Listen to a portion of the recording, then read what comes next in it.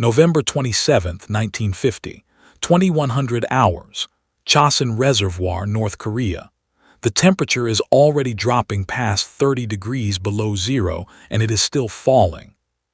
By every known rule of warfare, this American force should not exist by morning. They are surrounded, not tactically, but mathematically.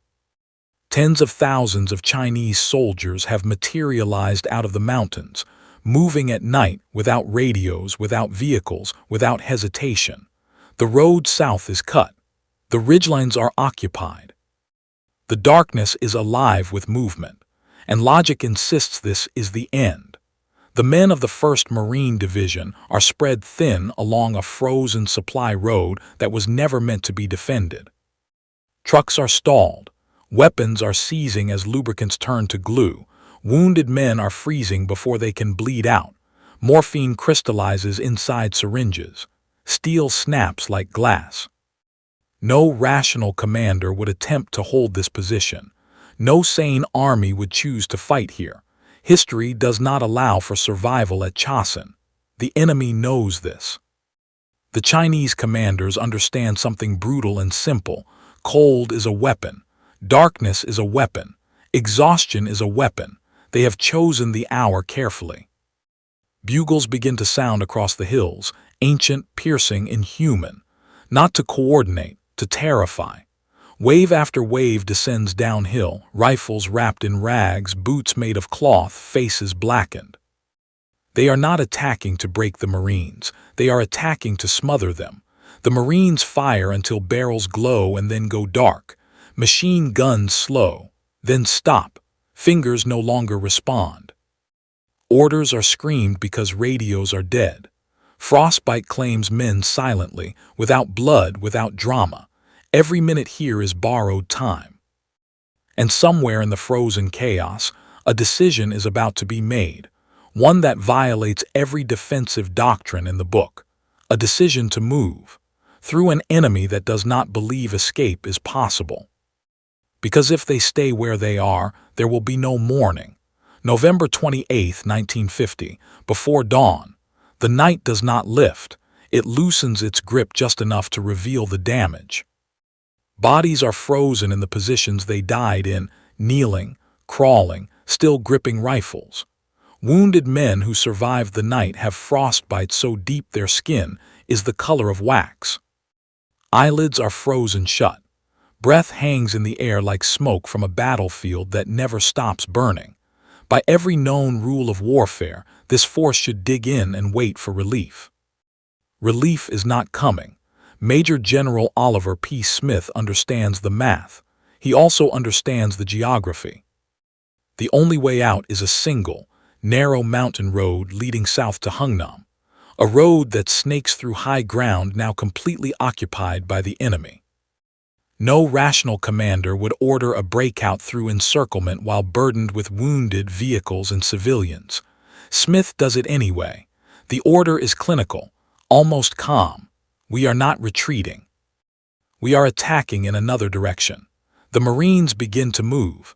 Columns of trucks grind forward, engines screaming in the cold. Infantry fan out onto ridgelines, clearing them yard by yard with grenades and bayonets. Every hill must be taken twice, once to seize it and once to hold it long enough for the column to pass beneath. The Chinese attack constantly, not to stop the column, but to slow it. They know time is on their side. Every hour bleeds heat. Every pause kills men without firing a shot. Then the road disappears. At Funchalen Pass, the Chinese have destroyed the bridge, an 80-foot gap hanging over a frozen gorge. The supply route is severed completely. Trucks pile up. Wounded stack higher. Ammunition runs low. History insists this is where the column dies. There is no bypass. No alternate route, no engineer unit nearby, and the enemy is already closing in. But above the clouds, far from the cold, American transport aircraft are circling with something never meant to be dropped into combat. Metal sections, cables, anchors. A bridge disassembled in midair. If it fails, the breakout collapses. If it succeeds, the impossible continues. The first cargo doors open, and gravity takes over.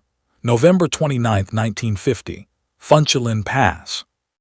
The bridge pieces slam into the frozen earth like artillery rounds. Engineers work with hands so numb they cannot feel tools slipping from their grip. Bolts refuse to turn. Steel shrinks in the cold, misaligning perfectly machined parts. Every correction costs time. Time is blood.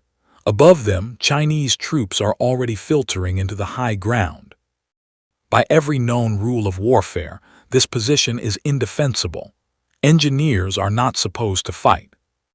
They are not supposed to hold a perimeter while assembling a bridge under fire, in sub-zero temperatures, with an enemy that outnumbers them 10-1. But they do. Infantry units form a living wall around the gap. Rifles crack, mortars thump. The Chinese come anyway, moving downhill in dense formations that ignore casualties. Bugles scream again, not for coordination but to announce inevitability. The bridge goes together inch by inch. A single misalignment would send the first truck into the gorge. A single snapped cable would erase the column's only future. When the final pin is driven home, there is no celebration. There is only silence, and then the order to move. The first vehicle crosses. The bridge holds, then the wounded cross, then the fuel trucks, then the artillery. Each axle groans under weight it was never designed to bear.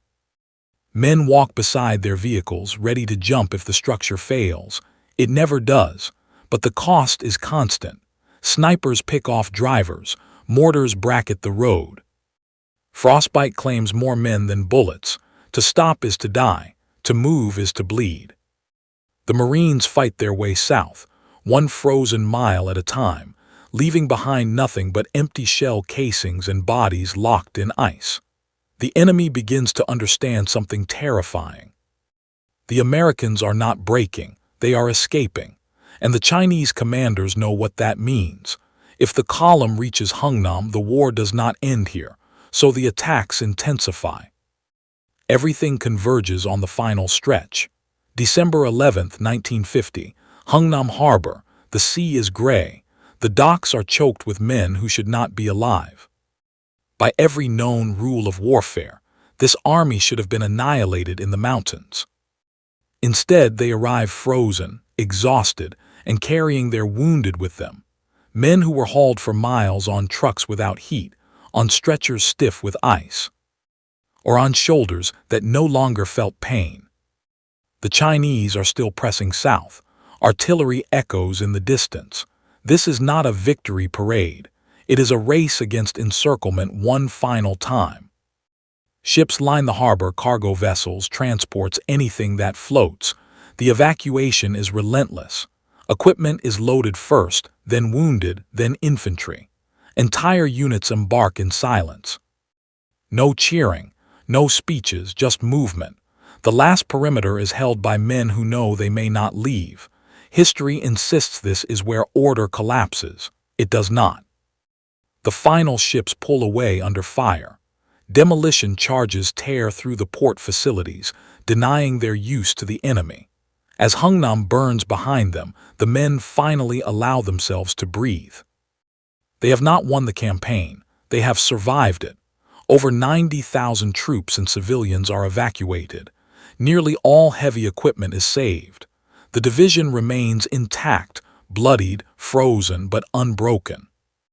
By every known rule of warfare, this should not have happened.